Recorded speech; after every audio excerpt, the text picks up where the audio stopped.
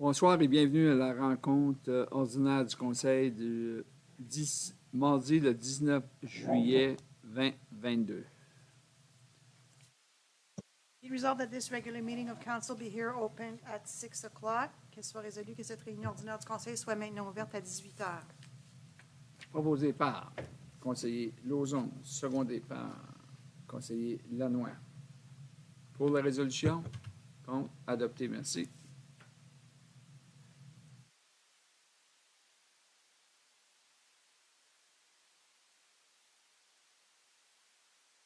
Maintenant, on va se lever pour un moment de silence, s'il vous plaît.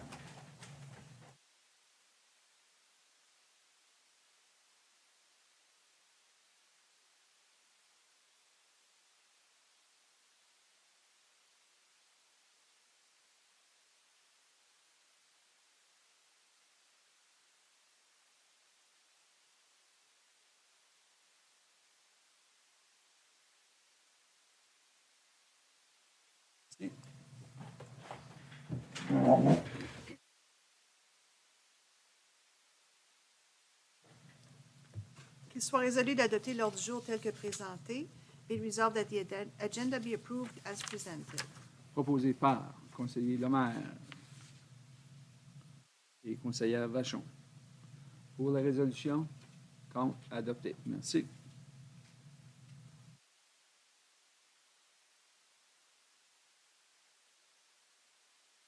Intérêt pécuniaire. Aucune.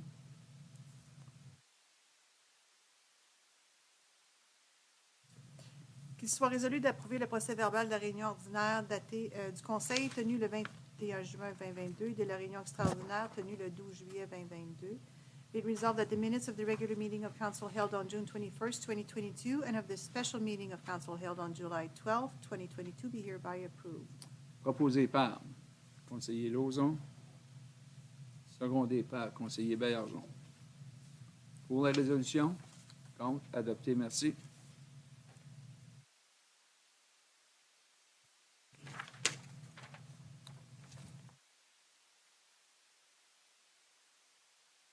Correspondance. Oui, on va avoir une délégation à 6h30. On va aller à audience publique, aucune. Correspondance. Il soit résolu de classer la liste de correspondance présentée à la réunion ordinaire du Conseil tenue le 19 juillet 2022. Be it resolved that the list of correspondence presented at the July 19, 2022 regular meeting of council be hereby filed. Proposé par conseiller Baillargeon et conseiller Lauzon. Question sur la correspondance.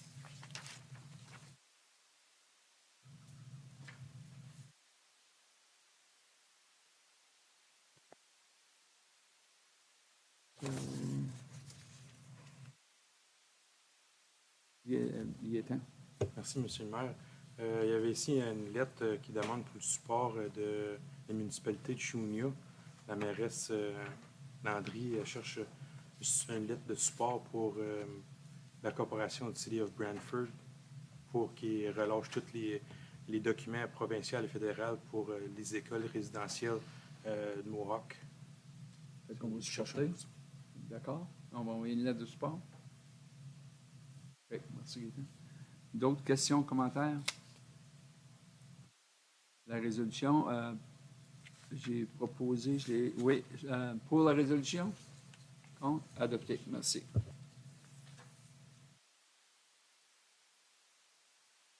Merci beaucoup. Maintenant, rapport des comités et conseils.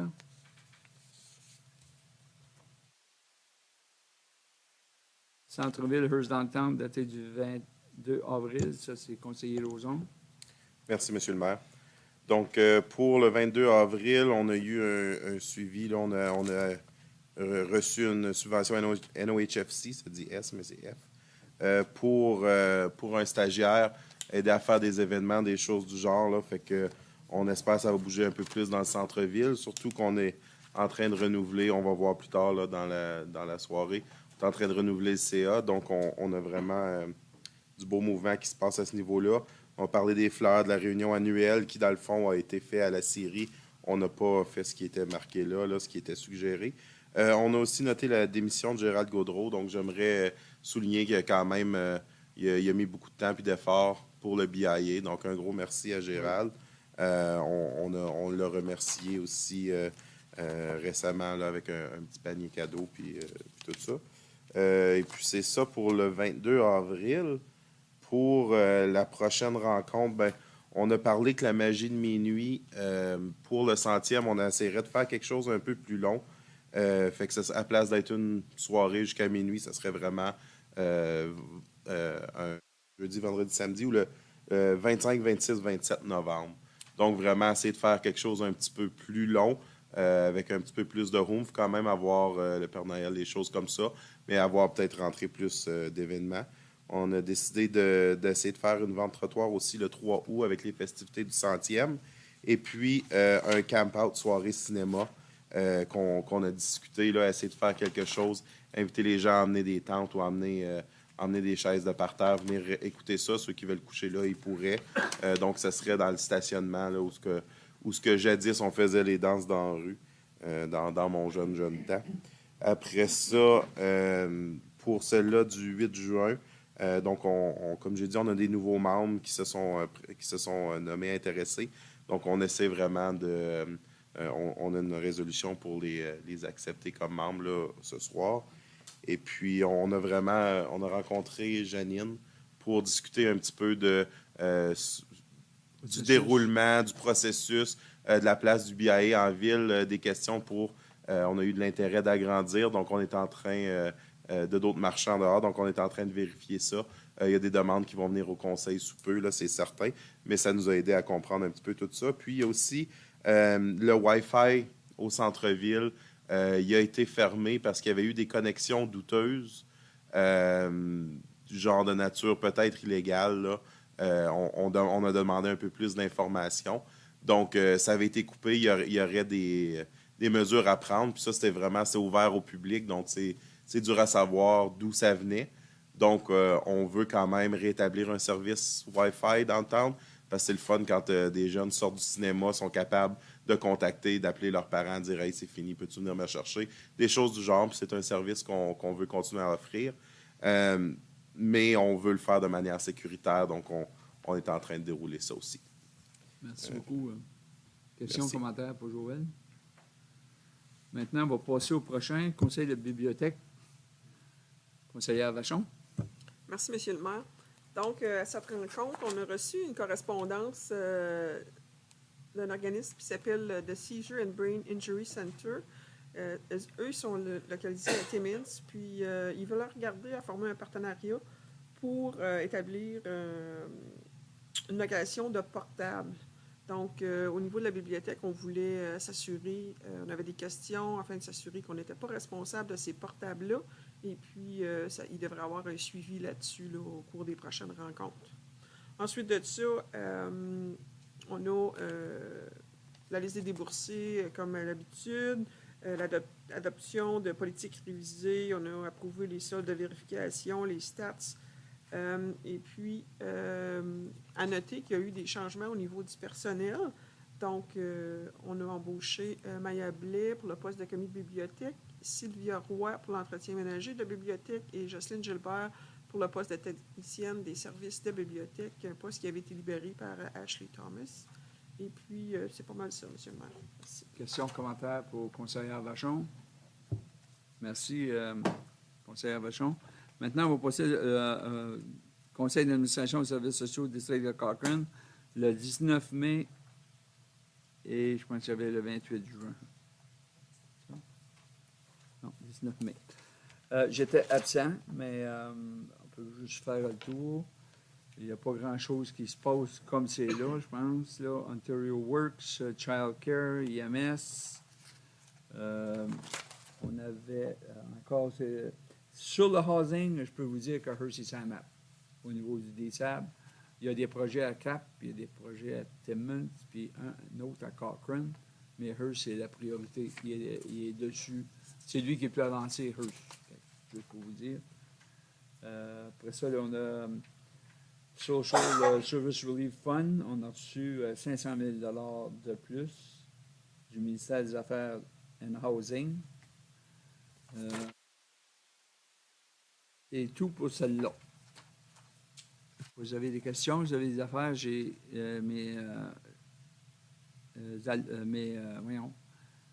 l'information dans mon bureau en haut. La prochaine, c'est comité d'évaluation du plan d'amélioration communautaire. Ça, tu voulais-tu le faire, Martin, tu veux que je le fasse? On a eu l'ouverture, on a eu une implication de Gino Burdage pour le compagnon hôtel-motel. On a eu aussi une implication de Yvon Jean, le Jean Diesel, un très beau projet qui va avoir lieu là. On a une implication aussi de Ghislain Jacques, Villa Suite. Là. Puis me dire franchement, dans le budget, il nous reste 5 438 $. Fait que tiens, pour vous dire que CIP, ça roule, c'est bon, ça aide du monde, puis on voit l'amélioration en ville. Fait que c'est beau. On continue. Comité du centenaire, M. Bélargeon. Merci, M. le maire. On a eu une petite erreur dans l'adoption du procès-verbal. Il faudrait le remplacer pour ceux que les journées, là, c'était remplacer la journée des golf juniors pour le golf des hommes, 3 et 6. On a parlé aussi avec la nouvelle directrice qui était embauchée, Mme Mélissa Larose, qui était présente, puis elle nous a fait une présentation, de son témoignage, de son parcours un peu, puis elle vient de Hearst. Community Anniversary Funds, on a un petit mise à jour pour tout ça. On va essayer de faire une collaboration avec le Conseil des arts. On a parlé aussi d'un mural, un mur extérieur à différentes places. Puis après la réunion, ils ont eu d'autres discussions aussi. Pour la programmation du 100e, le 3 août, ça va être un peu avec le Parc des Nations. On essaie d'encourager la diversité, comment c'est important avec les gens de différentes cultures, la communauté africaine, autochtone, finlandaise, ainsi d'autres chorales africaines et boréales de la communauté. On a eu d'autres suggestions pour du 75e dans le passé. M. Réal Gagnon avait fait un chant, puis on va voir s'il voudrait le changer pour le 100e ou juste le rechanter peut-être. Le 6 août aussi, on va avoir un concours de hot dog pour les adultes, puis un petit concours de guimauve pour les enfants, voir combien que tu peux manger. I guess que je vais être là-dedans, tout le monde me regarde. Oui, je pourrais mettre 10 $. 10 $ pour Gaétan, puis 10 $ pour les enfants pour manger des mushrooms. On a les Saint-Martin. Des marshmallows. Des marshmallows. Aussi, on va avoir besoin d'encore des bénévoles. S'il vous plaît, venir donner votre nom du 3 au 6 août. On a besoin de plusieurs, puis il n'y en a jamais assez. Sans les bénévoles, on ne peut pas faire toutes ces belles activités-là. On a parlé. Excuse Gaétan, je pense que ce serait bon d'inviter le conseil à être là, puis si vous emmenez vos conjointes, ça serait une belle place. Puis on se rencontre tout le monde aussi, puis on peut redonner ça à la communauté. Et ça, tout le monde a la chance de venir nous discuter avec nous autres, puis en jasant un petit peu plus avec une petite bière. Ah oui? Oui, il va y avoir j'oublie tout le temps le nom en français, une beer garden. Je ne sais pas c'est quoi. Jardin Bavarois, c'est ça. Aussi, on a discuté pour le calendrier 2023 pour la semaine des retrouvailles. Ça serait du 3 au 9 août. Fait que pas tout à fait la semaine, mais quasiment. Puis en autre aussi, on a parlé des promenades des drapeaux. J'espère que le monde sont contents qu'ils voient ça. Il y a des bons commentaires. Malheureusement, il manquait 2 brackets. Il a fallu qu'on C'est fait. on a demandé à quelqu'un, M. Maurice Welding, On les remercie. on les a remerciés et ils ont fait ça avec 0 coût. Merci beaucoup. Puis c'est pas même ça pour cette réunion-là. Questions, commentaires pour le 100e? Merci, conseiller Baillargeon. Le prochain, c'est le foyer Mathias Soins de santé, 14 avril.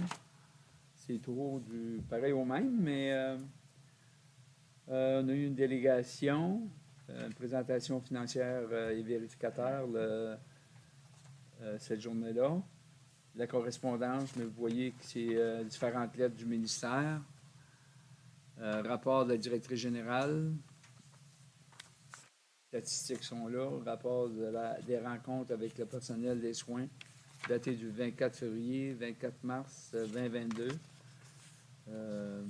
Là-dedans, on parle charge de travail dans différentes ailes. Compte rendu de l'éclosion, vaccination, importante attitude positive, divers les rappels. Fait que c'est des choses même qu'on discute. Rapport de la rencontre du département des activités, encore là. Rapport de la directrice des soins. Rapport de rencontre de l'équipe d'assurance de qualité des soins de longue durée, daté du 15 février, du 15 mars. Rapport des incidents critiques. Rapport de directrice des finances.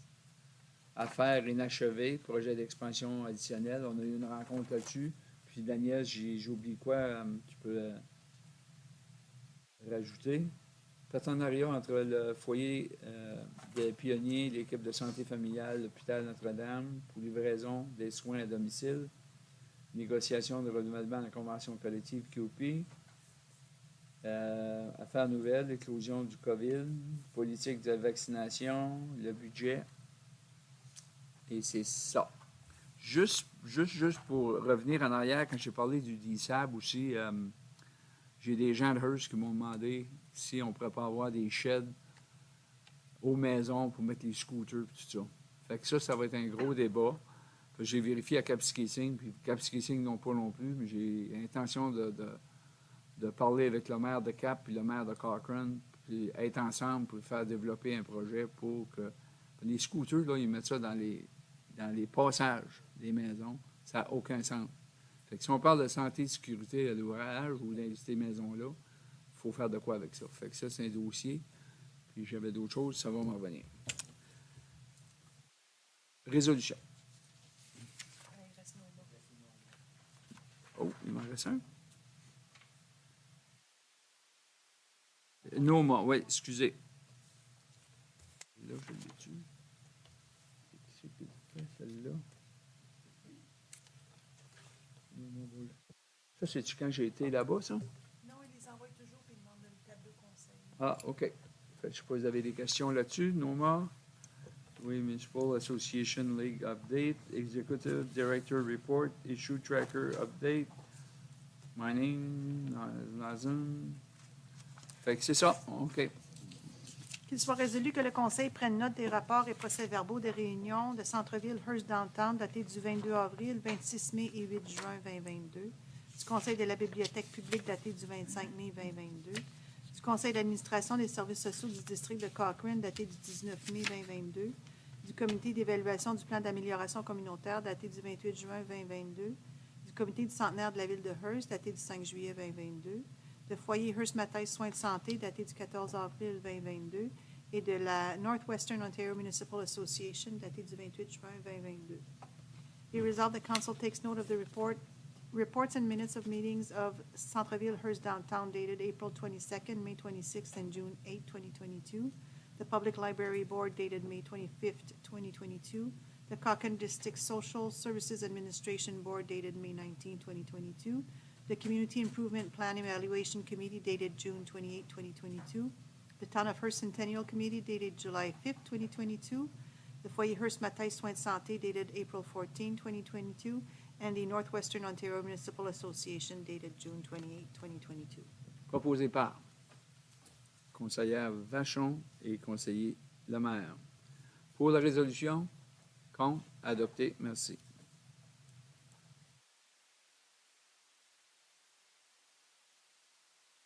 Rapport de l'administrateur. Avez-vous des questions, commentaires? C'est l'affaire qu'on peut dire, il a l'air à travailler. Ça va bien. Merci, Eric. Après ça, fonction du conseil. Rapport du comité des travaux publics. Report from Operation Committee. Merci, Madame M. Vachon. Donc, premier item, c'est l'entente avec Finchin Limited pour la préparation des termes de référence pour l'évaluation environnementale de la capacité du dépotoir municipal. agreement with Pinchin Limited for the preparation of terms of reference for the environmental assessment of the capacity of the waste disposal site. Donc, on a un rapport du directeur des travaux publics et services d'ingénierie qui donne un petit peu l'historique de pourquoi on travaille avec Pinchin, les défis qu'il y a au niveau du dépotoir. On regarde une facture d'environ 89 565 $ qui serait sur une période de 2 ans. Et puis, on a une résolution pour signer une entente avec eux. Qu'il soit résolu d'adopter l'arrêté municipal numéro 66-2022 étant un arrêté autorisant la signature d'une entente avec Pinchin Limited pour effectuer la préparation des termes de référence pour l'évaluation environnementale du site d'enfouissement du dépotoir municipal au coût de 89 565. It resolved that bylaw number 66-2022 being a bylaw authorizing the signature of an agreement with Pinchin Limited for the preparation of terms of reference for the environmental assessment of the municipal waste disposal site at a cost of $89,565 be hereby adopted. Proposé par conseillère Vachon, secondé par conseiller Lemaire. Pour la résolution? Contre? Adopté. Merci. On continue. Deuxième item, nomination de Myriam Bastarache, officière des normes immobilières. Appointment of Myriam Bastarache, Property Standards Officer. Donc, on a encore une fois un rapport administratif de l'administrateur en chef. Et puis, conformément au Code du bâtiment, on peut nommer un officier. Donc, il y a une résolution pour nommer Myriam. Qu'il soit résolu d'adopter l'arrêté municipal 67-2022 est un arrêté nommant Myriam Bastarache, officière des normes immobilières. Be resolved that bylaw number 67-2022, being a bylaw to appoint Myriam Bastarache, Property Standards Officer, be hereby adopted. Proposé par conseillère Vachon, secondé par conseiller Lemaire. Pour la résolution? Contre? Adopté. Merci.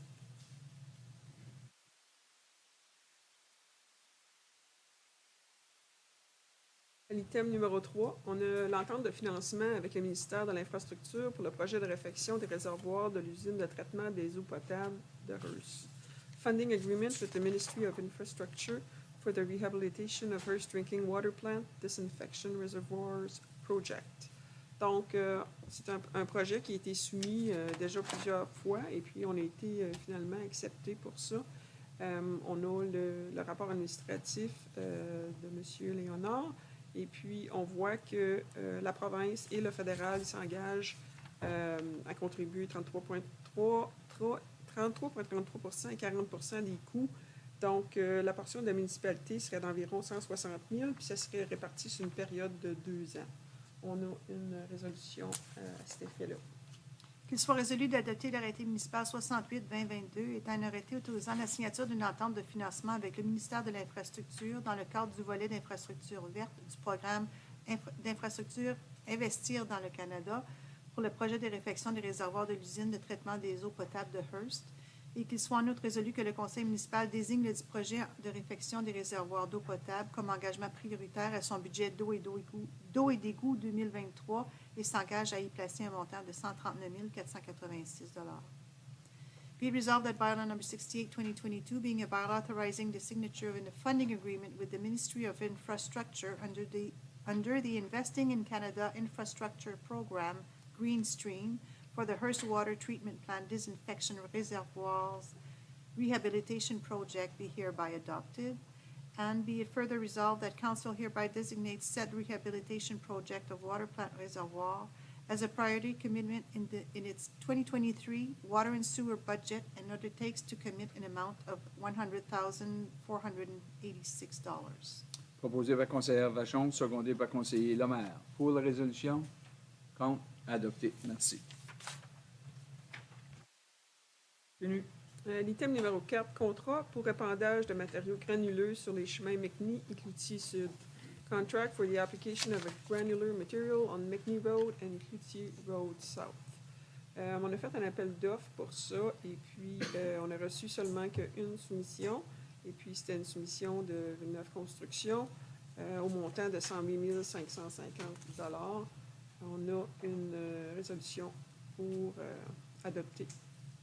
Qu'il soit résolu d'adopter l'arrêté municipal 69-2022 étant un arrêté autorisant la signature d'une entente avec Villeneuve Construction Company Limited pour effectuer l'épandage de granuleux sur les chemins McNee et Cloutier Sud au coût de 108 550 Be it resolved that bylaw number 69, 2022, being a bylaw authorizing the signature of an agreement with Villeneuve Construction Company Limited for the application of granular material on McNee and Cloutier South Roads at a cost of $108,550 be hereby adopted. Proposé par conseiller Vachon, secondé par conseiller Lemaire. Pour la résolution? Contre? Adopté. Merci. L'item numéro 5, c'est la demande de traverse pour piétons sur la rue 9e en proximité de l'école Passeport Jeunesse et de l'Université de Hearst. Request for a pedestrian crossing on 9th Street in proximity of École Passeport Jeunesse and University de Hearst. Donc, après avoir reçu la demande, il y a eu beaucoup de travail qui a été fait au niveau des employés de la municipalité. On fait référence à toutes sortes de municipal bylaws et de lois provinciales, entre autres the Highway Traffic Act, Ontario Regulations 402-15, Ontario Traffic Manual, Geometric Design Guide for Canadian Roads et le Traffic Bylaw numéro 17-81. Et puis, à la suite de ça, on est venu à la conclusion que la demande ne serait pas acceptée. Donc, on a une résolution à cet effet-là.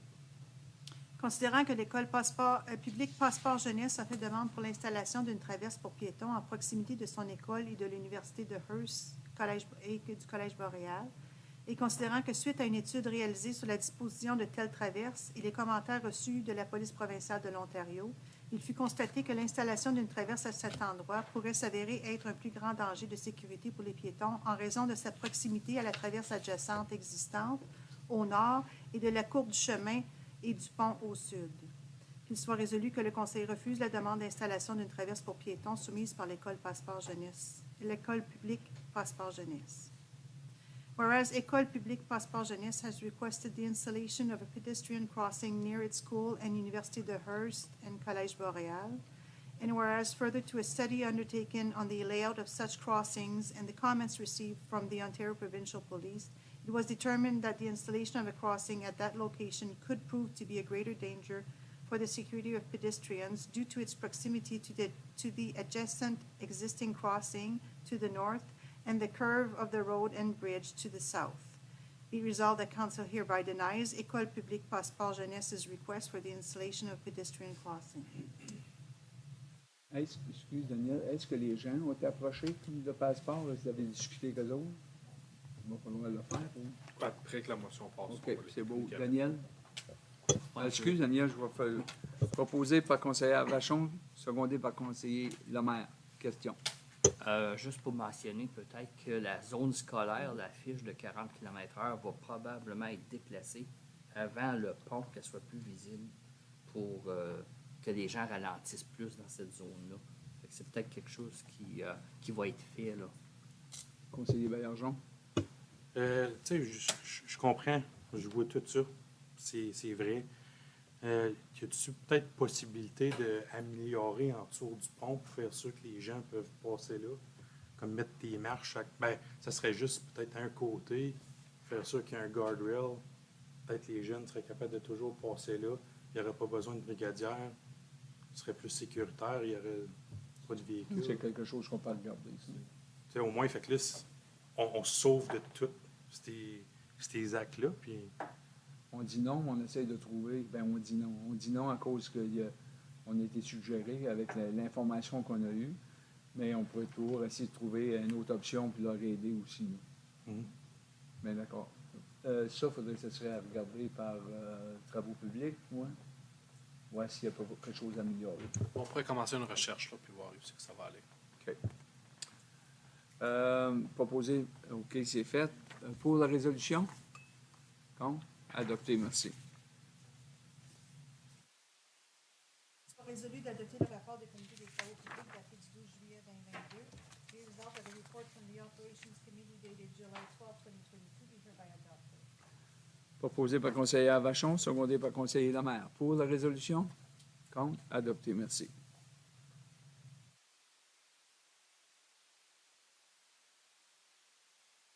On avait un ajout, je crois, hein? Conseiller Vachon.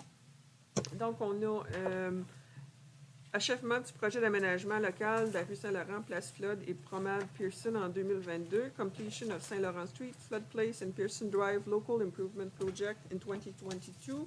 Encore une fois, on a un rapport administratif du directeur des travaux publics, services d'ingénierie. Étant donné qu'il y a un montant de 1,580 millions au budget de cette année, si toutefois le projet se complète cette année, ce qu'on aimerait, on doit demander un ajout du montant de 664 000 au budget. Et puis cet argent-là va être pris des réserves puis serait remboursé au budget de capital de 2023.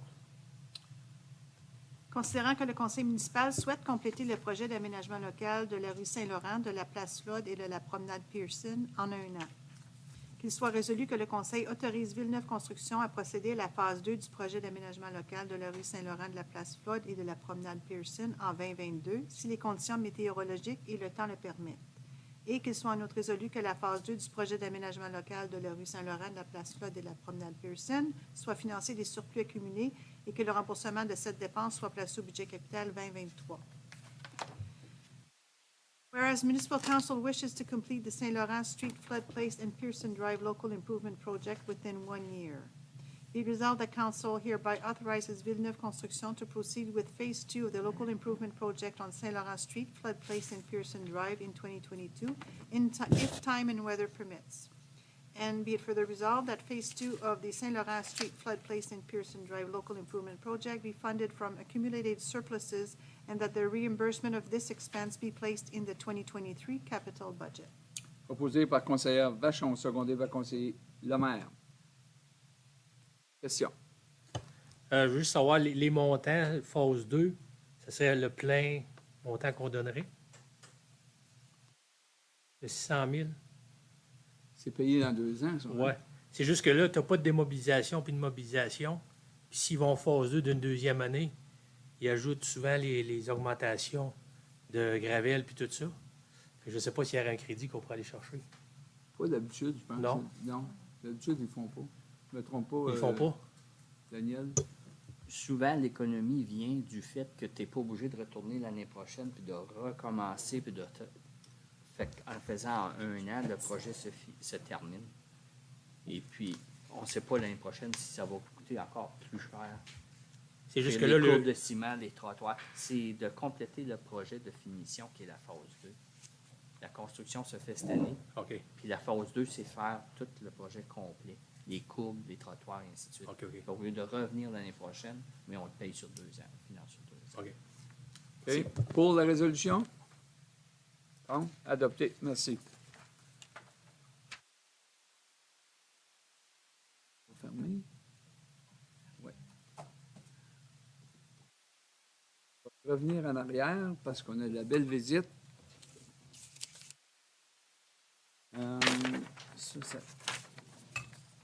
Une délégation et présentation de Mme Martine Lemaire-Mignot-Baker-Tilly. Présentation des états financiers 2021 de la ville de Hearst. Bonjour, Martine. Tu sais comment que ça marche?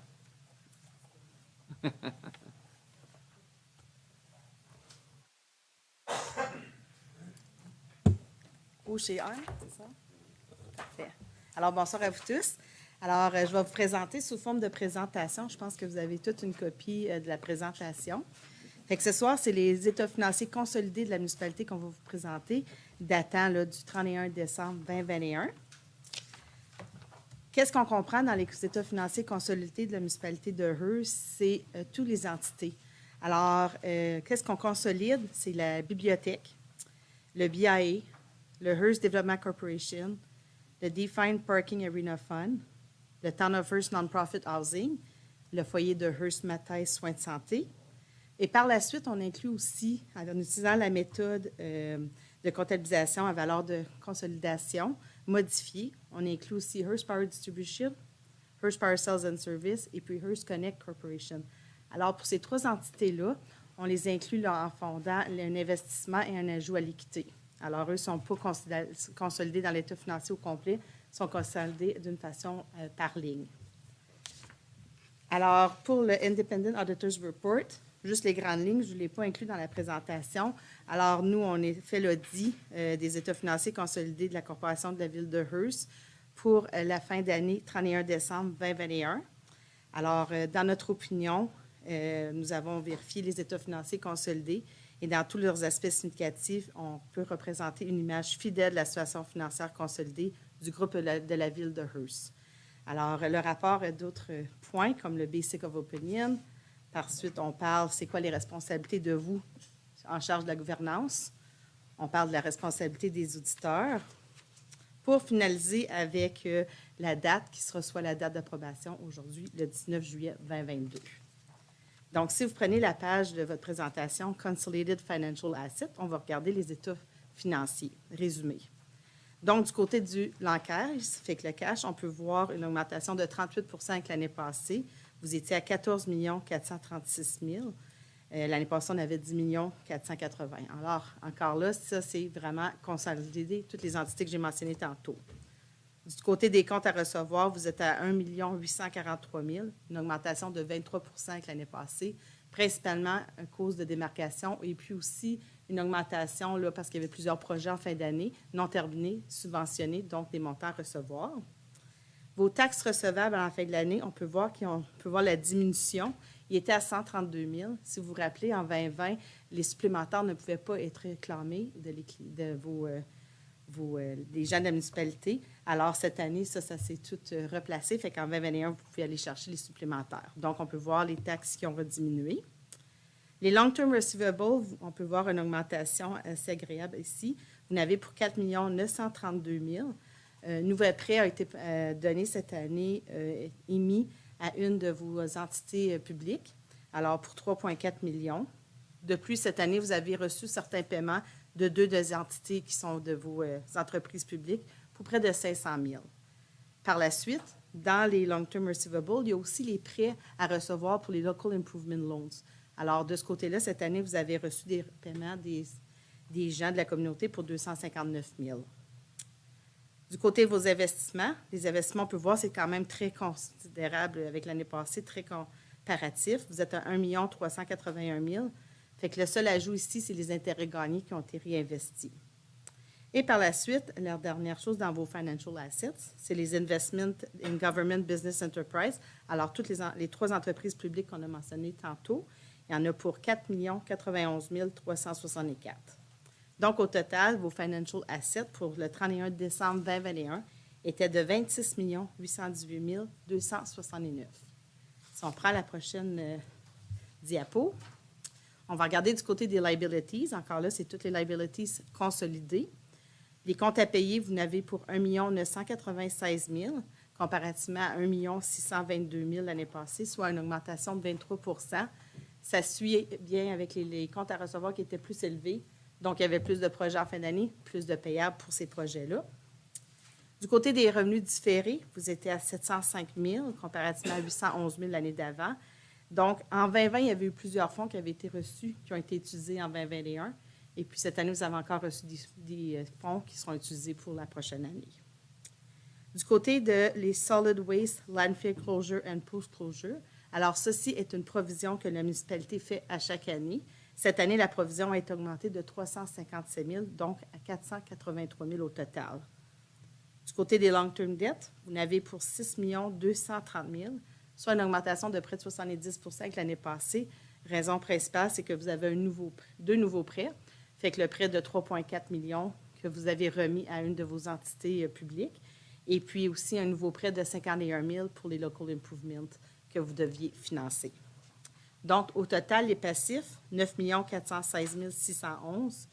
Et on peut voir, ça crée un net asset dont vous attendez en situation positive de 17 401 658. Page suivante, on regarde maintenant vos non-financial assets, encore là, consolidés. Du côté de l'inventaire, vous en avez pour 344 000, très comparatif. Prepaid expense, vous en avez pour 182 000. Les intangible assets, il n'y a aucun changement ici, vous en avez pour 751 465. Et ensuite, on a les tangible capital assets, un de vos plus gros actifs. Alors, vous en avez pour 47 644 920. Au total, cette année, 1 708 000 de capital assets ont été réajoutés à vos projets. 81 de ce montant-là vient de la ville. Et puis, le Près de 17,8 vient pour le foyer. Après ça, on a quelques petits montants là, pour les autres entités, mais principalement, ça vient tout de la municipalité. Juste pour mentionner, là, du côté de on peut voir les intangible assets, on peut voir que ça a diminué. Cette année, le montant d'amortissement au total qui avait été pris là, était 3,6 millions. C'est pour ça qu'on voit la réduction, on a plus d'amortissement que l'ajout. Si on prend la prochaine diapo, c'est les Consolidated Accumulated Surplus. Encore là, c'est toutes les entités ensemble. Fait que, investi dans vos GBE, fait Government Business Enterprise, comme je mentionnais tantôt, les Earth Power Distribution, Earth Power Sales and Service, et puis Earth Connect, on a 4 91 364 de surplus. Investi dans vos intangible assets, c'est 751 465.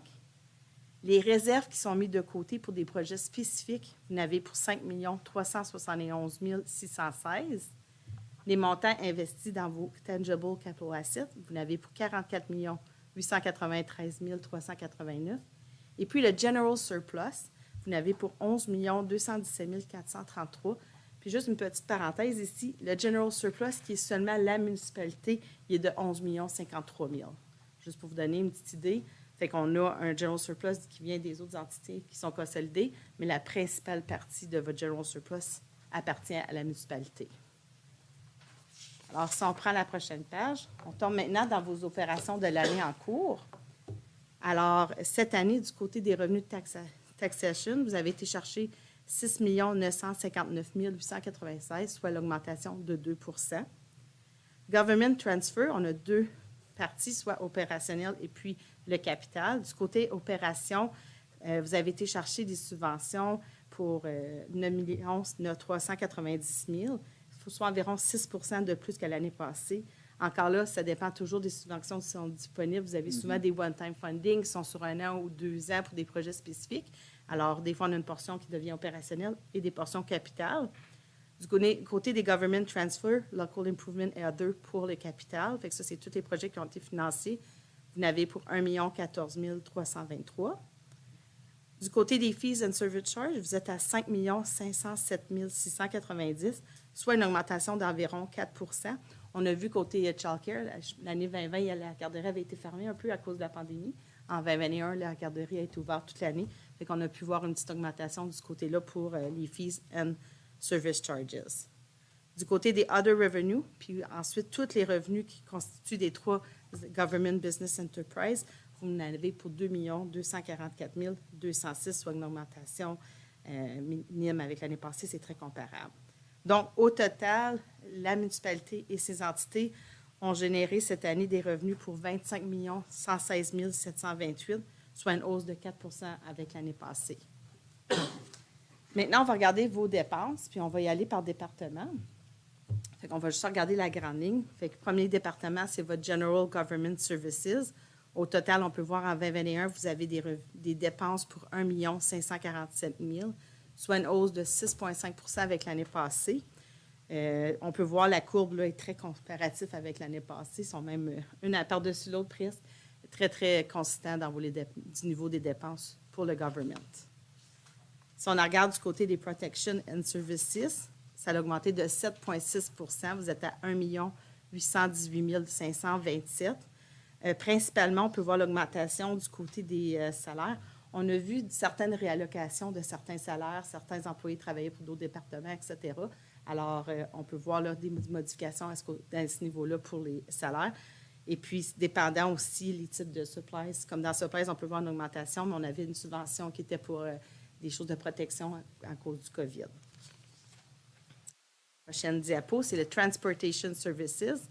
Vous en avez pour 4 236 219, très, très consistant, une hausse de 2,8 % avec l'année passée.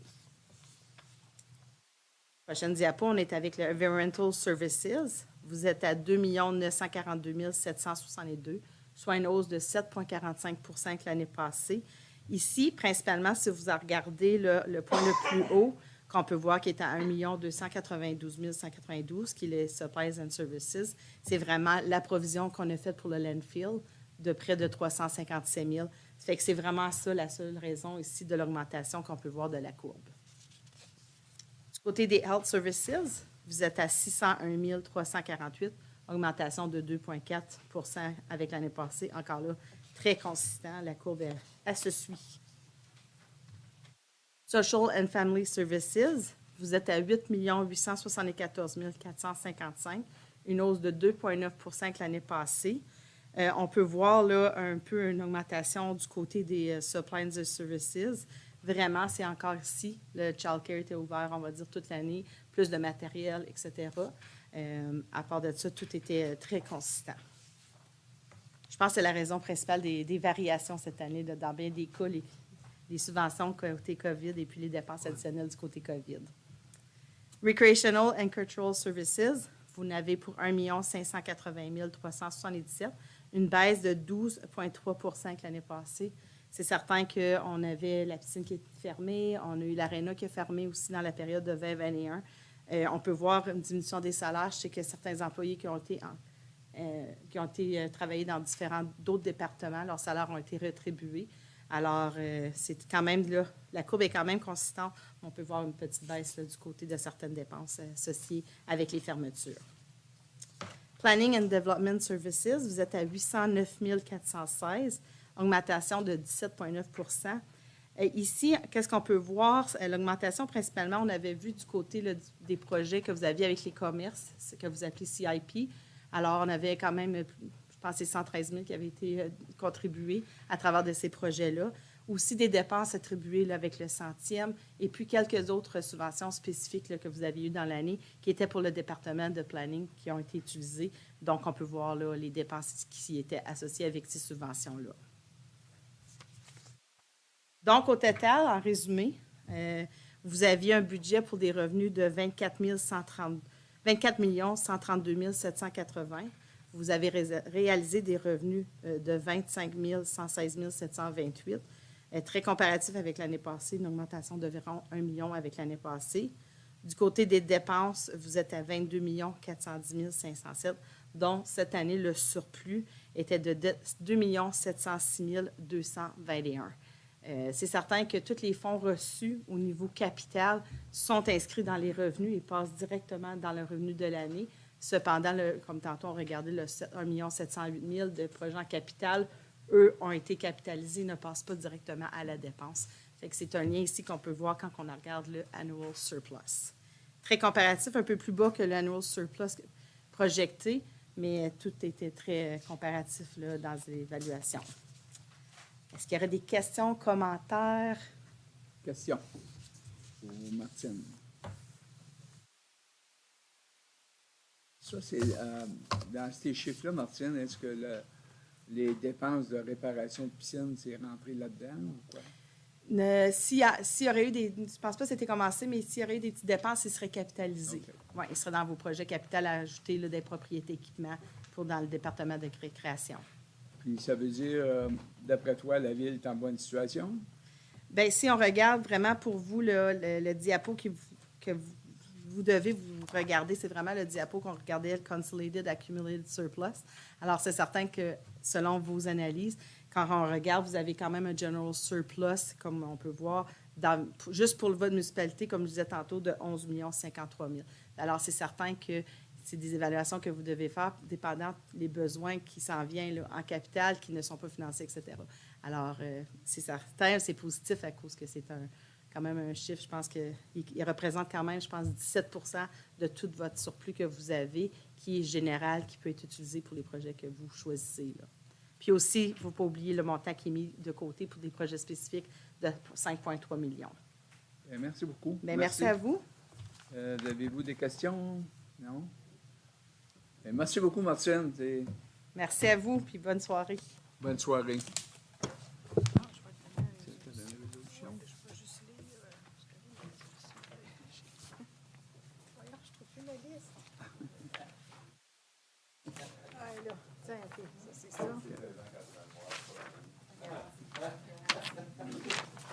Merci beaucoup.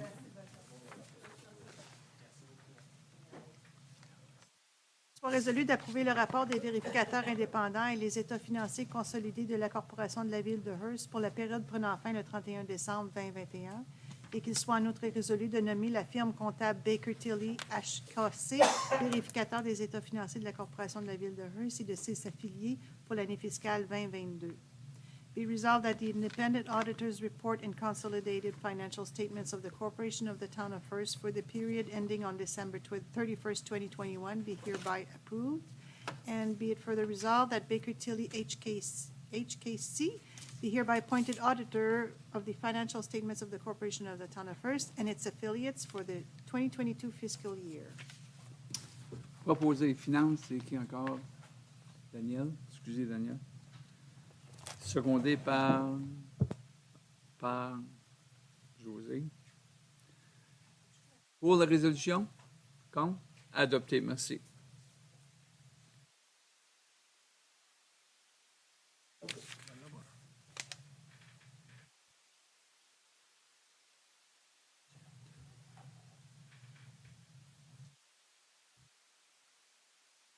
Je pense que c'est les autres, Tim et Jake, là, je pense que c'est les autres qu'on va. Tim, Jake, Fergus, Jessica, ça doit être quelqu'un aussi.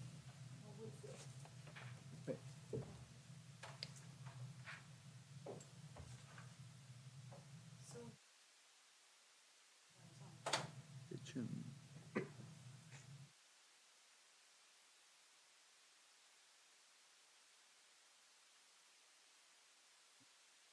Une présentation. Je pense qu'il faut que tu les laisses rentrer, par exemple, Chanel.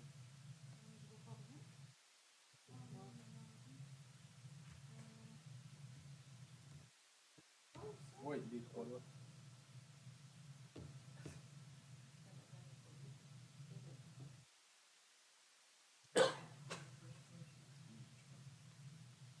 Can you hear us?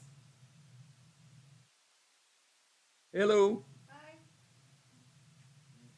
Le micro, il est. Ce micro-là. Le micro, il est rouge. Good evening. Hi. Can you hear us? I can hear you. Good evening. Je pense que c'est eux autres qui vont commencer, je suis pas sûr. Ouais.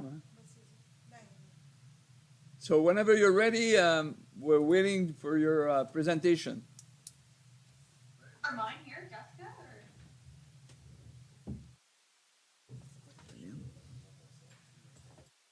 Hello? Yes. Presentation? Oh, no, we were, I thought you, Pinchin. Oh. Who's the? We have a, Jessica, c'est tantôt. is anyone from Pinchin here? Yes. Okay, so Pinchin is up next. Sorry, Jessica. Okay, no problem, I can wait. So Should I Pinchin, leave and rejoin, or? it's up to you. Okay, I can, It's a public meeting, so you can just stay. okay, sure. I'll just share my screen if you don't mind, and then I'll work my way through it. So, thank you to the mayor and the council for giving me and my colleagues an opportunity to talk to you tonight. I've been working very closely with staff and a couple members of council that I think are on the waste committee to work through this process. So, I apologize if, you guys have been well speed with all the goings on, but I'll just lay it out for everybody so we're all on the same page as to, what's gone on up to this point and where we're at. And, what our next steps forward are based on some of the consultation we've had with the Ministry of the Environment, Conservation and Parks.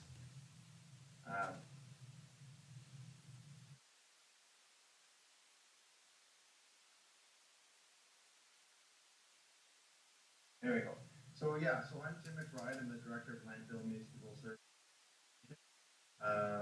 We've been involved with the Hearst landfill site, since 2015 in the annual monitoring and compliance reporting capacity. Through that time period, we also completed a couple of waste capacity assessments, one in 2018 and another in 2020. In addition to that, we also completed an updated design and operations plan to provide the town with a path forward onto how to, maximize and optimize the landfill as an asset, with respect to, where to put waste, how to fill certain areas and get the biggest bang for the buck so that, we could, again, optimize that asset. With me tonight, I have Jake, who's been the project manager and the client manager for the town of Hearst. He's been involved with it since our involvement with the project. And over my shoulder here, I know you can't see it because I'm sharing my screen, but I have Nicole Walters. She's our operations manager here in Sudbury. She's our bilingual environmental specialist, and she'll be able to help us with certain aspects of this project because there are and First Nation consultations, so she's going to help us with those aspects. Some quick background on the landfill site. Landfill operation started in '72 at least. There was the first license was issued in 1980. There was a landfill expansion approval completed in 1994. So that's some of the history, and those are some of the documents that we have to tease our way through to figure out, why certain things are allowed and other things are not allowed. And it's pretty hard to, track down some of the old engineering files as to how things were designed and how things were laid out and some of the math behind the estimates that were used. I guess the long story short, right now, we have a 4-hectare landfill area up in the northwest corner here that's been approved for waste disposal in a total landfill site area of 12 hectares, but we can't touch any of the other area. We can only work within this 4-hectare area right now as per the Ministry of the Environment's license for the landfill site. And then the landfill itself sits within a town-owned area of 185 hectares. So there's a big tract of land up there is owned by the town and is kind of part of this whole landfill reserve, let's call it. So in 2007, there was the latest amendment to the license.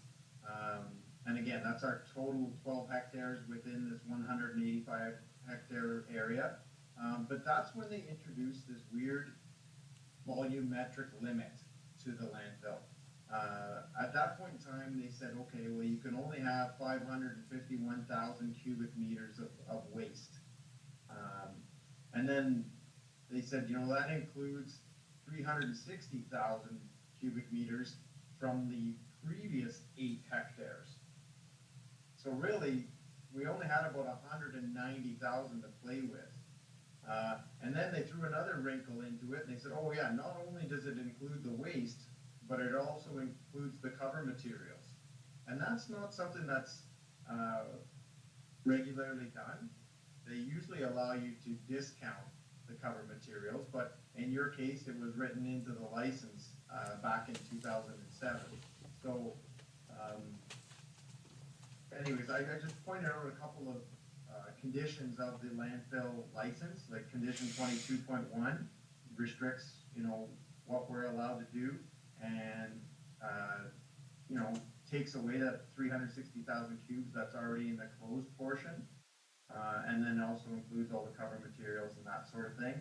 And then, there's the request to do a design report of how you're going to optimize the capacity of the landfill, and that's the document that we updated in 2018.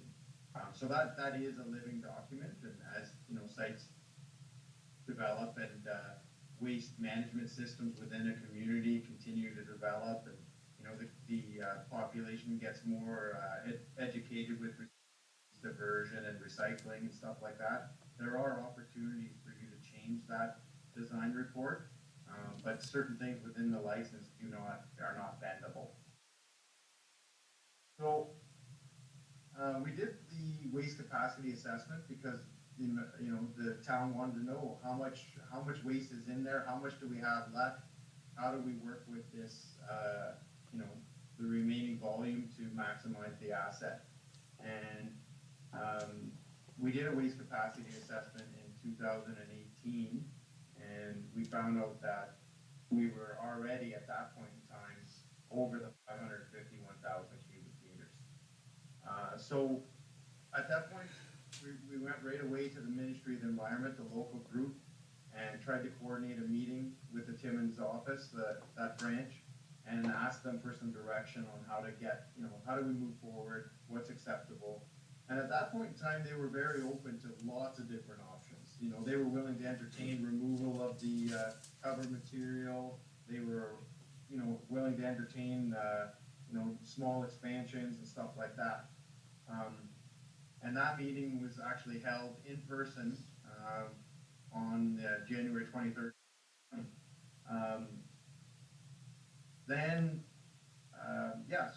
So our initial intent was, hey, why are you restricting us by both a volumetric limit and a footprint? Why don't you just restrict us by the footprint of 12 hectares and let us, work with that? Because there is design criteria for landfills that says that you have to be 4-to-1 side slopes and a 20-to-1 crown. And if we used that geometry, we could actually come up with a volume that would fit into the 12 hectares. That was almost 900,000 cubic meters. So that would be great. It would put you back into compliance, and it would give you probably 30 years of additional life. So even though the district office thought that was a great idea and a great approach, and they asked us to do additional work, they asked the town to do additional work, and then we complied with that request. We gave them the additional work. We gave them, we provided that within 2 months. We gave them all the extra work that they asked for, and then, kind of went back into their world and sat there for a long time, a really long time. And Luke and myself and Terry, we all kind of pushed the issue as best we could. And then the formal request to have that volumetric limit waived was submitted to them in September of 2021. And then they requested a meeting just this April. And in that meeting, they denied the removal of the volumetric constraint and pretty much put us straight back to zero. We're starting over again.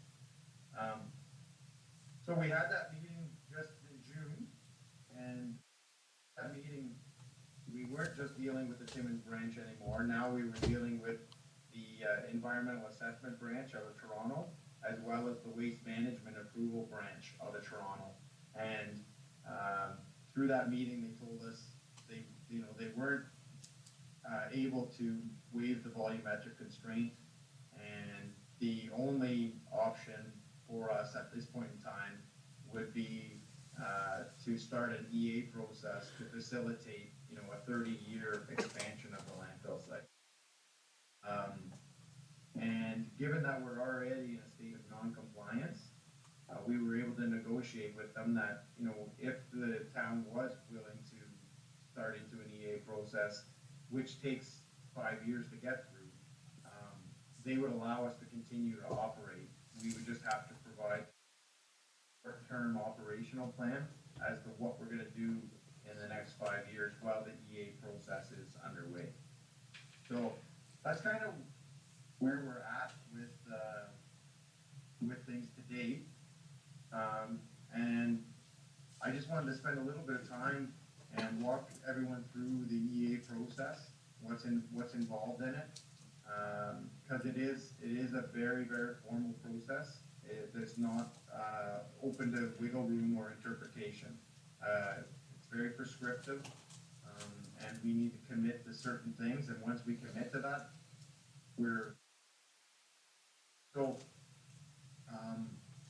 our very first step for the EA process is we develop technical terms of reference for the EA.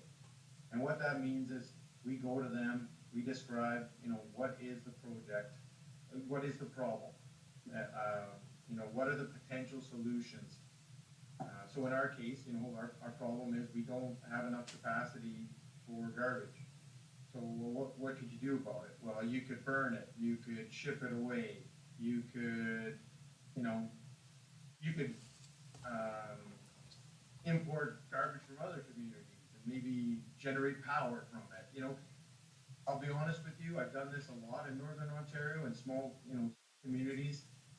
The volume of waste that we deal with in Northern Ontario doesn't really lend itself to any other options than landfilling. So in the end, you know, the preferred option is always landfilling. But we have to go through the process and show them that we've looked at all the other options. And then, once we decide that the option is landfilling, then you still have to say, okay, well, what's the best way to landfill? Do we, you know, build right on top of the existing landfill site we have, or do we go to the side of it, or do we go to a whole new site that's brand new? You know, and we have to look at all those different options. And then once we decide, okay, well, that's the preferred alternative or the best way to do it. Okay, well, now how do we provide protection to the environment and the people around it and that sort of thing. So once you've decided what your process is or your path is, then you have to look at what all the risks are, right? So you have to do a groundwater study, drill wells, and make sure that you're not going to have impact. You have to do surface water studies. You have to do archaeological studies to make sure that you're not, you know, into any kind of artifacts. You have to do heritage studies, noise studies, dust studies, traffic studies, you know, because you don't want garbage trucks rolling by a road where you got kids waiting for the bus at 8 o'clock in the morning. So it's very, very involved. It's very comprehensive. But in the technical terms of reference, you have to lay all that out. What are you going to look at in order to make sure that everything is considered in the planning of this landfill? So once we have that all laid out, the technical terms of reference, the Minister of the Environment will review it, and his technical team will review it, and they will say, yes, your study looks good, go ahead and proceed. So that's where this, in the middle of this slide here, the TOR is approved. All that work only gets you to there. And then, you know, again, if we've committed through the terms of reference that we have to do an archaeological study, well, then we bring in the archaeological people. Or if there's birds or whatever the issues are, well, then you have to take the years to do it. And again, it takes a long time to do these types of projects because certain, we call them HADs, certain HADs, our only option is to look at them at certain times of the year. Like whippoorwills, for example, you have to study whippoorwills during the full moon in June. And, you know, you have to do turtle surveys in May. So there's lots of seasonality to the types of studies that you have to do, and that really slows the process down as well.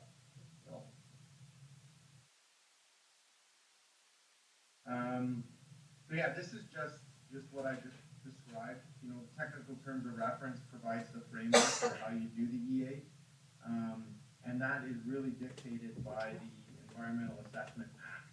So there's an act within, you know, that the MECP follows, and we have to make sure that we do that.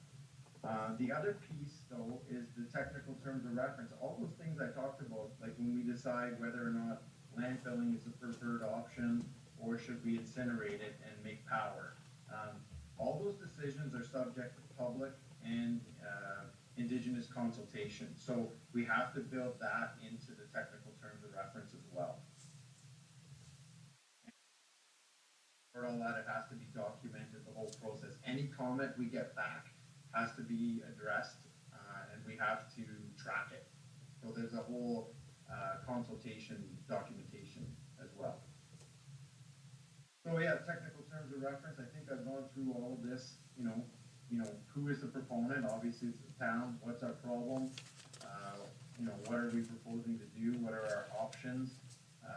What are the existing, you know, what's the environment we're dealing with and the potential effects of those environments? You know, how are we going to monitor that we're not having any effects long term, et cetera, et cetera. Okay? And if we find something weird and wonderful along the way, how do we accommodate that? Right? So that's pretty much the components of the terms of reference. And then these are the components of the consultation record. So again, you have to have all the parties that were consulted during the report preparation, any consultation activities that took place. So lots of times we have open houses or like public meetings on these things. And then again, the Indigenous consultation and that stuff has to be all tracked as well. And then, were there any comments? How did we address them? How were they built into the technical terms of reference? How will they be carried forward into the EA document? So then the second step of the whole thing is carrying out the EA. So the proposal that I've provided to you today, or to date, only gets us to the end of the technical terms of reference. And the rationale for that is I can't tell you what it's going to cost to get to the end, and I hate to say that to you, but until the Minister of the Environment agrees to the technical terms of reference, I don't know what the study will be. For the town of Hearst, what I would really like to push is to do a focused EA. Like I said, we know that the answer is going to be we should build a landfill. You have a great big landfill there that I think has been underutilized. And like I said early in the presentation, if we take advantage of that 12-hectare footprint and we build the landfill up to 4-to-1 side slopes and 20-to-1 crown, which is the ministry, design criteria for a landfill today. So really, if we take your old landfill and build it up to today's standards, really all we need to do is build up on the existing landfill. So that should alleviate a lot of concerns. We already have a lot of wells. We already know what the groundwater conditions are. We're building on top of an existing landfill. So the bugs and the bunnies and, fish habitat and all that stuff should fall out of it. Really, there shouldn't be very many effects to that. Any archaeological concerns, if they were there, they're already buried by garbage. So by increasing our footprint, there's a lot of pros to that approach. And I'm not saying that I'm not open to, going through the process and seeing, if there are not other preferred approaches, because we will score all the options that are there. We will develop a score matrix and we'll see what scores best. But there may be an opportunity for us to really have a focused EA that will cut down on the number of studies that we need to do. But I can't.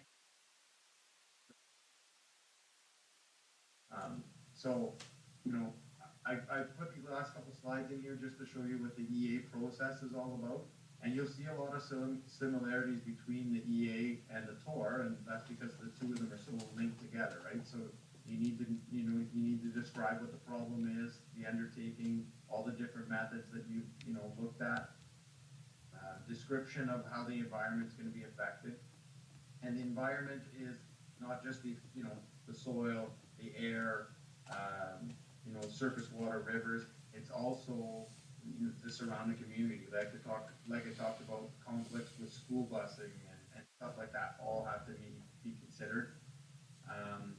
And then, you evaluate all the advantages and disadvantages of each one of the alternatives, and you come up with the best one, and you move forward with it. So that was a lot. I wanted to get through it quick because I know you guys are a little bit behind schedule, but I'm open to any questions you guys have. And like I said, I know that's a lot to take in all at once.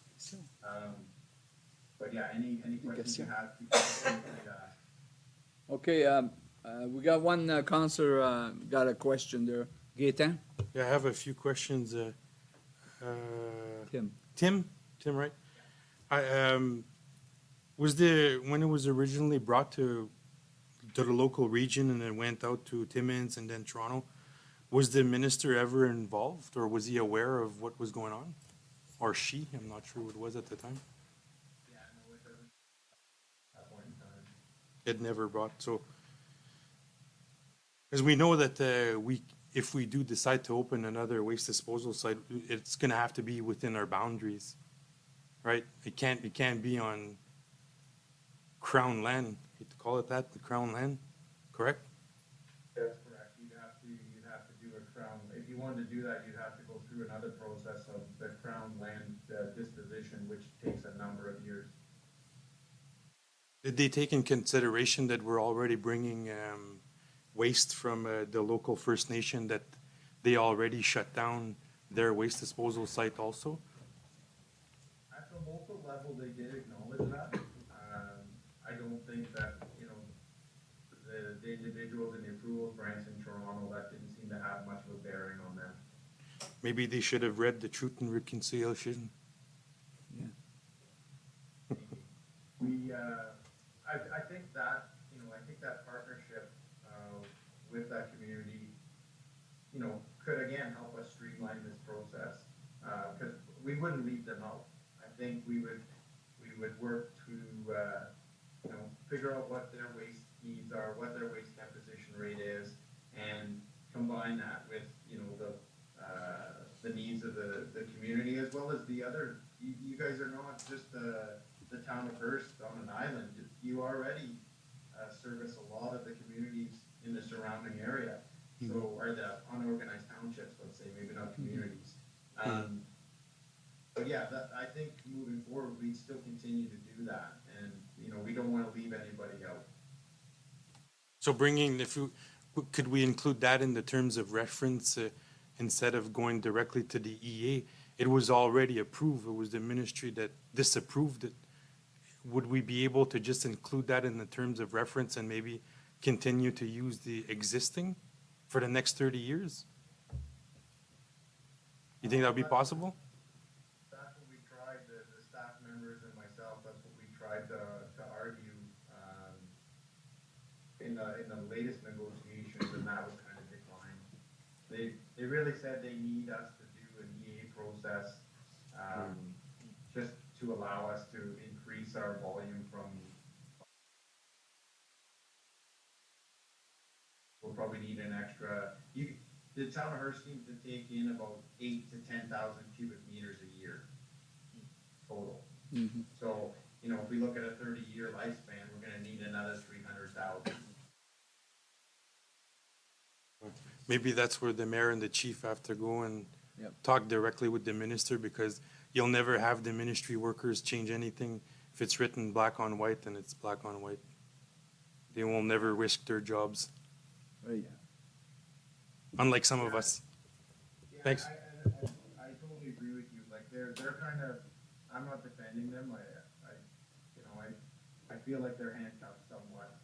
What's written on paper, you know, the policy is what they have to follow, and they're doing that. They did bend a little bit, like, they are willing to let us enter into this process, and, even though we're in a state of non-compliance now, you know, they are gonna allow us to continue to use the landfill site for the next, you know, 3 to 5 years, however long it takes us to get through the EA process. The unfortunate part about it is the you know, the price tag that comes with it. I mean, but in the end, the license for the landfill does have that limitation of 550,000, and, you know, whether it's today or in 3 years from now or 5 years from now, the town was gonna be, you know, you guys were gonna have to do this process at some point in time. So. What? Because they changed the regulations, right? If it would stay the same, we wouldn't have had to, we would still be good for another 30 years. Yeah, it's really bizarre that in 2007, they introduced that volumetric capacity limit, and Luke and I looked high and low for that to try and figure out where that number came from. And, you know, it was part of a previous approval package, is what the ministry is claiming. So somebody handcuffed us with that back in the day. Well, Thanks. a new kid on the block came in politics and changed the rules. So, thank you very much, Tim, for the presentation, and we're gonna keep in touch for sure. We got no choice. Happy to help out at any point in time. I was actually gonna make the trip up to see everyone tonight, but I was told to stay home, so, Oh, who's the boss? yeah. Hey, it was Luke. Thank you very much, Tim. All right, thank you. Bye-bye. Question, Rita? Pas le choix. Pas le choix. Me dire comme toi. Ouais. Ouais. Hi, Jessica, can you hear us? I can hear you, yep. C'est ça, je te dis, il y a un jeune sort d'école qui fait des règlements. Hello! Hello. So now we're at the agriculture. Agriculture. Yes. Let's bring the food on the table. You have the presentation in your. So, yeah, can you see that then, that screen that I'm Yeah. sharing? Yeah. Okay, and is it okay if I start now, or? Yeah, go ahead. Okie dokie, so, and just as a side note, if at any point you'd like the presentation done again in French, we can make that happen. Okay, so, yeah, so I'm Jessica Davies, I'm a senior consultant with Commerce Management Group and the team lead for this project, the Clay Belt Agricultural Project. And essentially the goal for today is just to give you an introduction to the Clay Belt Agricultural Project, but more importantly, give you the opportunity to ask questions and provide any feedback. So we'll just get into it. This is an overview of what we'll cover today. So why are we here? Who our funding partners are, who the team is, a bit about agriculture in our region. We'll go over a few myths and misconceptions, where we're at within the project, and our next steps. Why are we here? The Clay Belt region has a lot of untapped potential when it comes to agriculture. And the Northeast Community Network put forth this agriculture project as a way to try to establish agriculture as a third pillar to mining and forestry in our region. And CMG has been hired as the consulting firm to complete the project. So there's a belief in our region that our region is too cold to have a booming agriculture industry, and we know that's not true.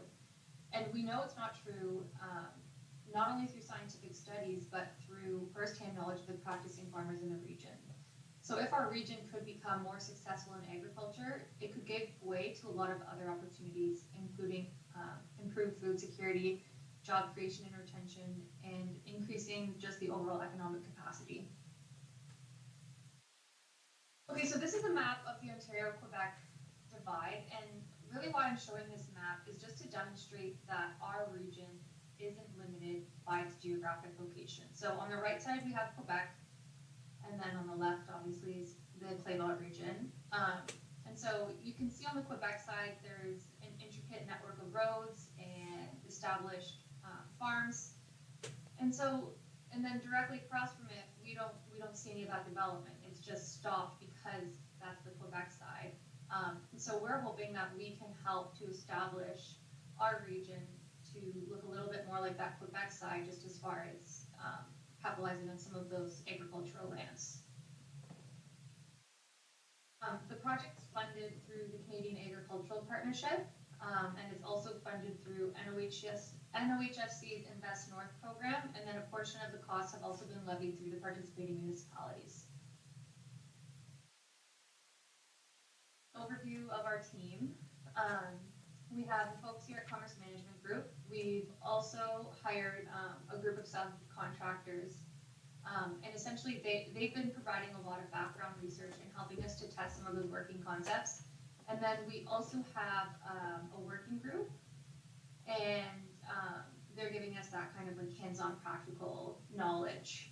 And then I've also included this hierarchy just to give you a bit of an idea of how the project is organized.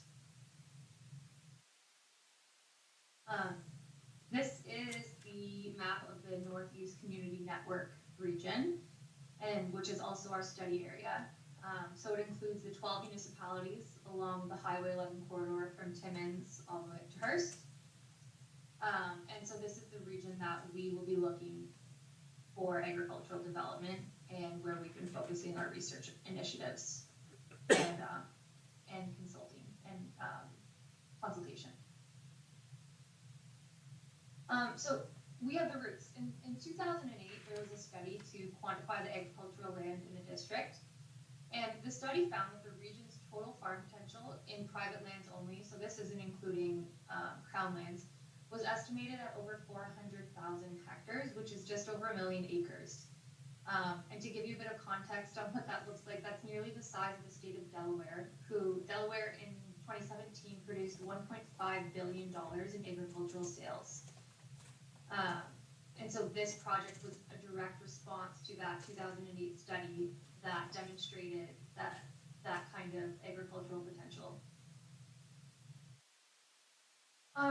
As some of you are probably aware there is a proven track record already of farming in the area. So in the 1950s was kind of the peak of agriculture in the region, but as mining grew, a lot of that agriculture got pushed out by higher paying mining jobs. So we know that there is the capacity for it as far as what is farmable. And it's unfortunate to say, but climate change has, in the last 50 plus years, has benefited our growing season and will continue to do so. Now just a few myths and misconceptions. So the first one is farming is a big contributor to climate change. And this isn't true. In fact, the opposite is true. Agriculture is one of the few industries that can become not only carbon neutral, but also has the potential to be carbon negative through its process of capturing carbon in soil and vegetation. The next one, most farmland is owned by corporations. Actually, 97% of Canada's farms are family-owned and run, and 1 in 7 of those are multi-generational farms. This is kind of a big one that we see. Northeastern Ontario doesn't have the climate for agriculture.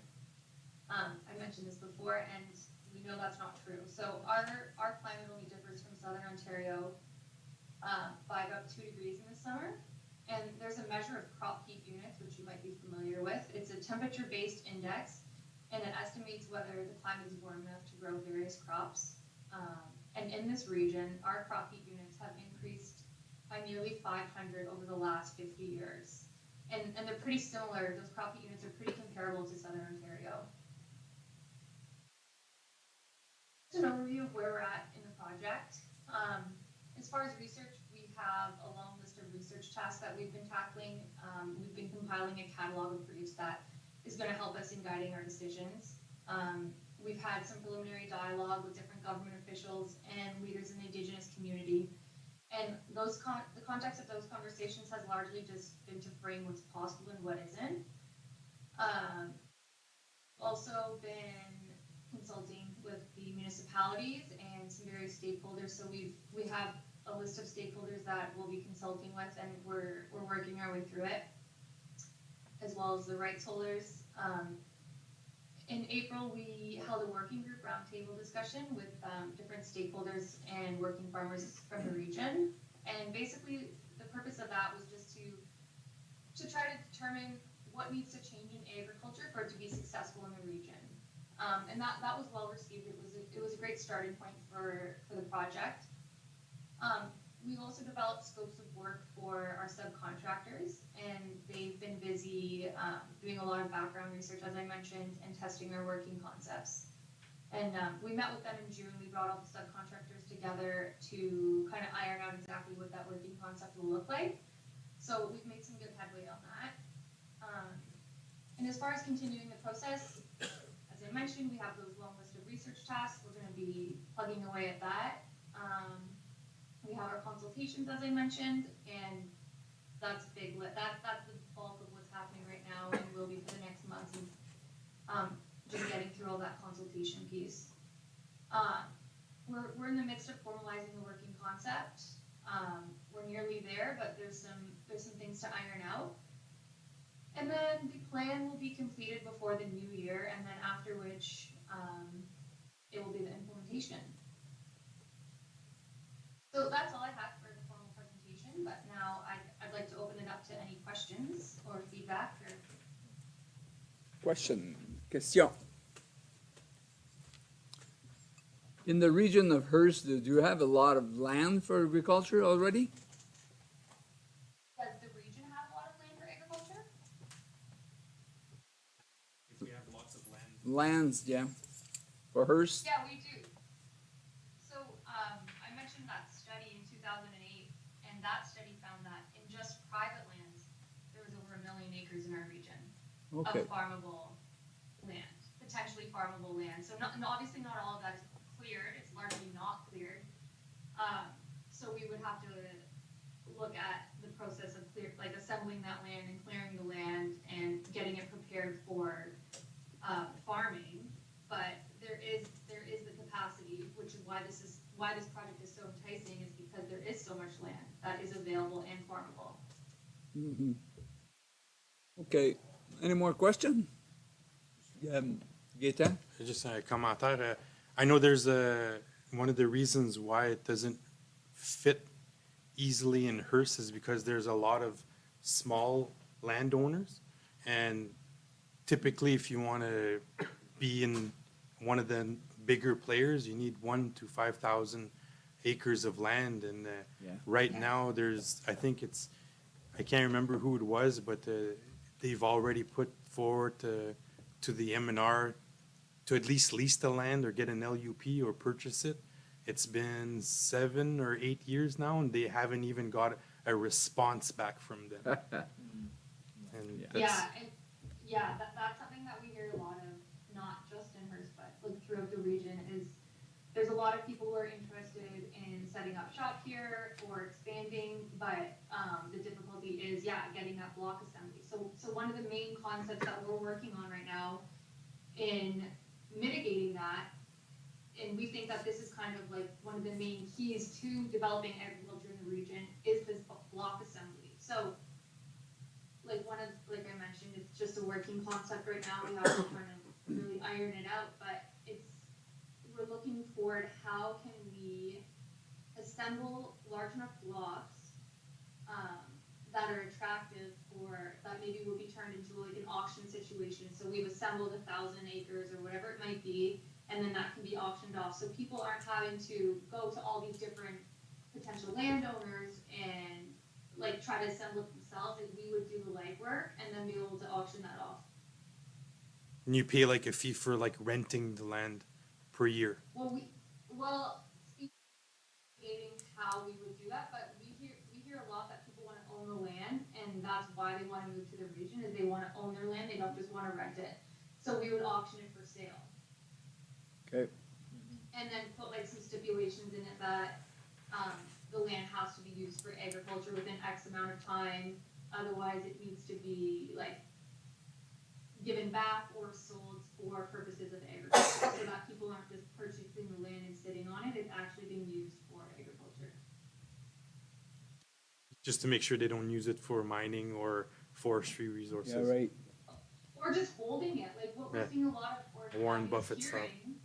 Whether it's true or not, is that people are just, as properties come up for sale, they're just buying them and not doing anything with it, and they're coming from other regions or whatever it might be, and they're playing the long game of what is this going to look like in however many years? I'll just hold the land until it's worth something more or whatever it might be, which obviously isn't the objective of this project. We're really trying to get agriculture going. So by putting these stipulations in place, we're hoping that would be mitigated. Any more questions? Thank you very much for your presentation. Thank you. Yeah, we'll be back when we have more progress. Okay. Thank you very much. Thanks for your time. OK, bye-bye. Bye. C'est les gros qui veulent acheter. Pour ça, ils vont garder le contrôle dessus. C'est ça qui est dangereux.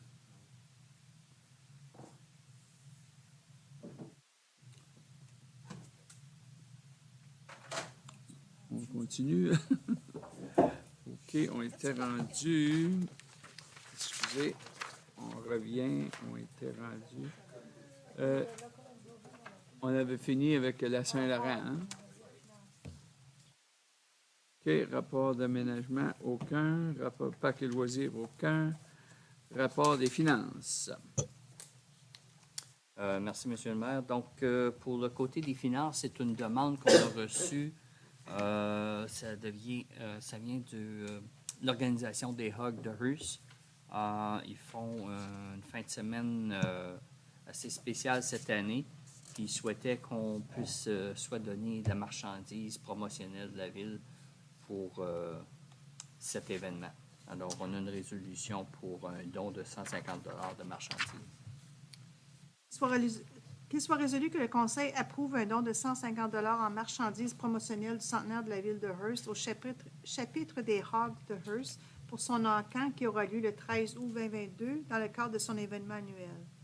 Be it resolved that council hereby approves a $150 donation in promotional merchandise of the Town of Hearst Centennial to the Hearst Hog Chapter for its auction that will take place August 13, 2022 as part of its annual event.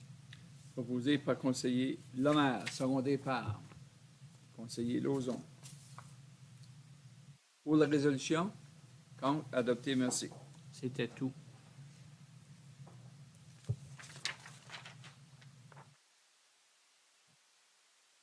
Rapport du comité de politique.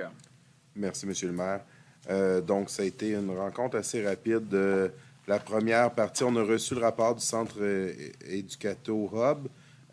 Par contre, pas par contre, mais malheureusement, à cause de vacances, on n'a pas eu la présentation live. Là, on l'a juste reçu. Mais c'est quand même encourageant à voir qu'il y a des bels événements. Je le vis moi-même. Là, mes enfants sont à la garderie. Puis, il y a des thématiques à tous les jours là, pendant l'été. Ça bouge beaucoup. C'est vraiment bien. On voit qu'il y a quand même une liste d'attente. On sait que il nous faut du monde pour garder les enfants. C'est un peu ça le problème. Je crois que c'est le problème un peu partout. Mais en général, c'est très positif là, comme bilan.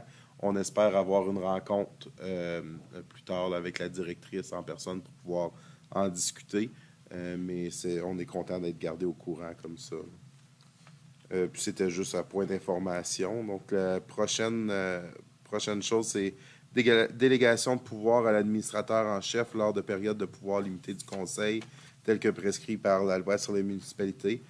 Donc, si le Conseil tombe en lame duck, ça serait de déléguer certains pouvoirs pour être capable de continuer jour à jour s'il y a des urgences, des choses du genre. C'est certain, en ayant discuté avec notre administrateur en chef, on se ferait mettre au courant, etc. Là, c'est vraiment juste pour être capable de faire bouger les choses s'ils ont besoin de bouger rapidement. Donc, il y a une résolution pour ça. Considérant que le Conseil juge important de prendre les mesures nécessaires pour assurer un bon fonctionnement des exploitations municipales lors de la période des pouvoirs restreints du Conseil, lors de la période électorale, qu'il soit résolu d'adopter l'arrêté municipal 70-2022 étant un arrêté déléguant certains pouvoirs à l'administrateur en chef pendant la période de pouvoir limité du Conseil municipal entre le 19 août et le 15 novembre 2022. Whereas Council deems it advisable to take the necessary measures to ensure proper municipal operations during the period where municipal council's powers are limited during the municipal elections period.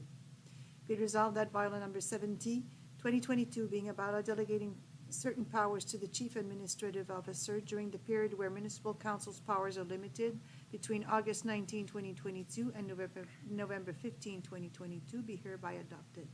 Proposé par conseiller Lauzon, secondé par conseillère Vachon. Pour la résolution, question, conseiller Lemaire. Je veux juste clarifier le lame duck, la période. Si la majorité des conseillers remettent leur nom, est-ce qu'on tombe en lame duck ou si ça ne l'est pas?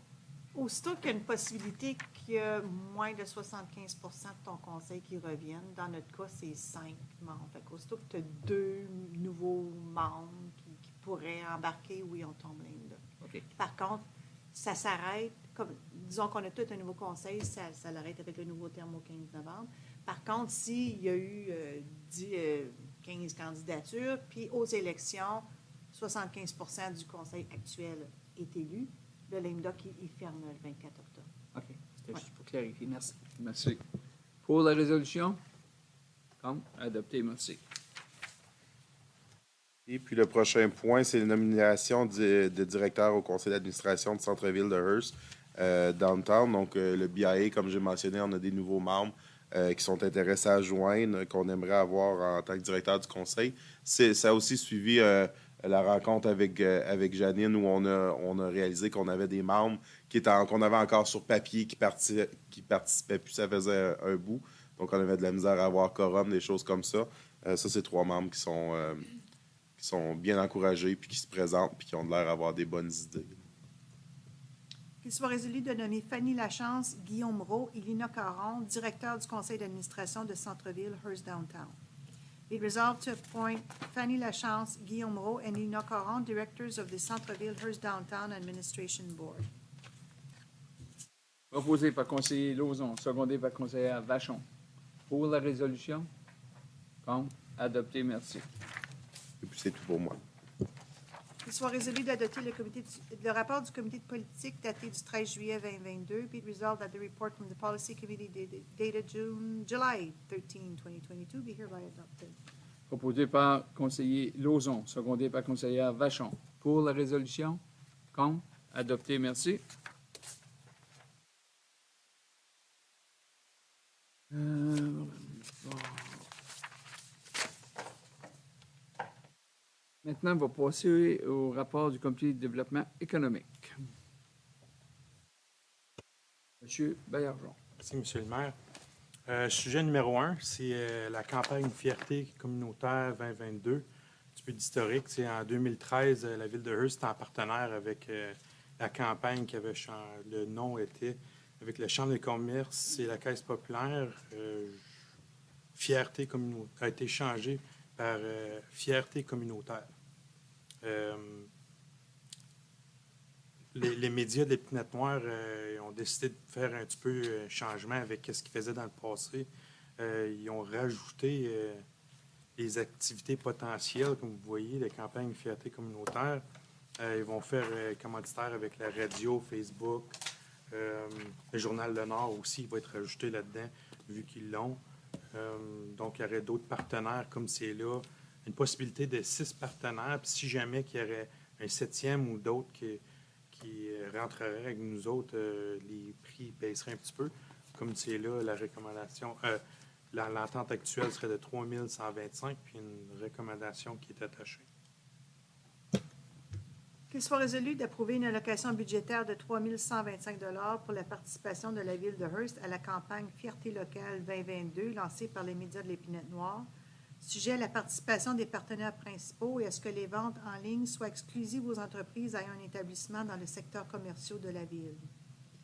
Be resolved that council hereby approves a $3,125 budgetary allocation for the participation of the town of Hearst in the 2022 campagne Fierté communautaire launched by les médias de l'Épinette Noire, conditional on the participation of all 5 main partners and that online sales be exclusive to those entrepreneurs having a business in the commercial sector of the town. Proposé par conseiller Baillargeon, secondé par conseiller Lemaire. Pour la résolution? Contre? Adopté. Merci.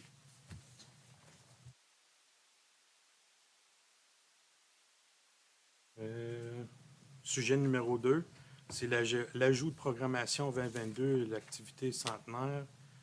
J'ai trouvé, excusez, j'ai perdu.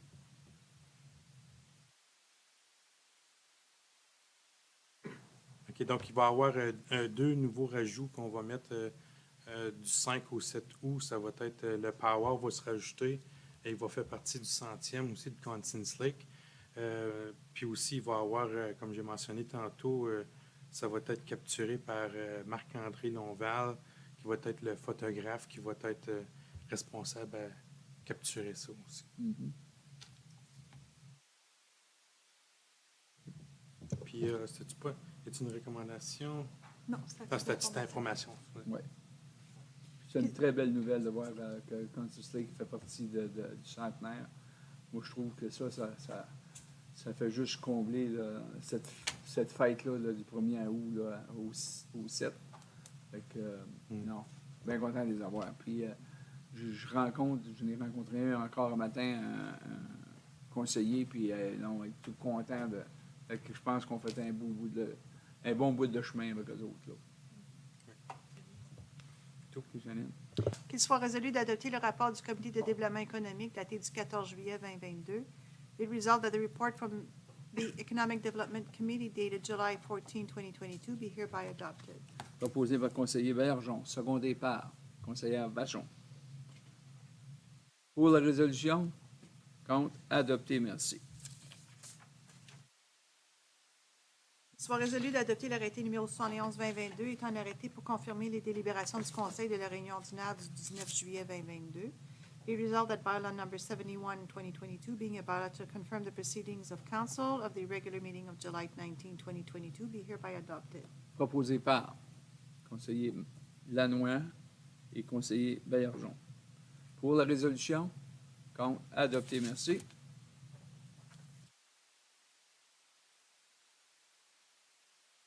Avis de motion? Aucune? Il est clos, on n'y va pas. C'est tout. Qu'il soit résolu que cette réunion ordinaire du Conseil tenue le 19 juillet 2022 soit maintenant levée à 19h44. Be resolved that this regular meeting of council held on July 19, 2022 be adjourned at 7:44 p.m. Proposé par conseiller Lauzon. Secondé par conseiller Baillargeon. Pour la résolution, contre, adopté. Merci beaucoup et bonnes vacances.